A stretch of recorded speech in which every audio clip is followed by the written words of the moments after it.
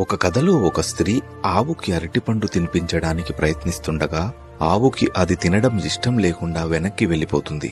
అయినా ఆ స్త్రీ బలవంతంగా తినిపించడానికి ప్రయత్నించినప్పుడు ఆవు పొడవడానికి వెళ్లి ఆ స్త్రీని భయపెట్టి అక్కడి నుంచి పంపించేస్తుంది. అది గమనించిన ఎద్దు, ఆ మహిళ నీకు ఎంతో ప్రేమగా తినిపించడానికి వస్తే ఎందుకు అలా చేశావు అని అడగగా అప్పుడు ఆవు, ఆ స్త్రీకి ఉన్నది ప్రేమ కాదు, స్వార్థం.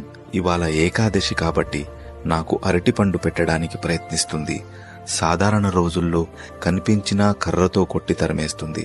అయినా తన సొంత ఇంట్లో అత్తగారికి అన్నం పెట్టకుండా భర్తను అవమానిస్తూ ఇంట్లో ప్రశాంతత లేకుండా చేసుకుని ఈరోజు మంచి రోజు కాబట్టి ఆవుకు అరటిపండు పెట్టి చీమలకు చక్కెర వేసి నదిలో మునకలు వేసి పుణ్యాలను పొందాలని చూస్తుంది. అందుకే ఎంతో ప్రేమతో పెట్టిన ఎండిపోయిన రొట్టెలైనా తినే నేను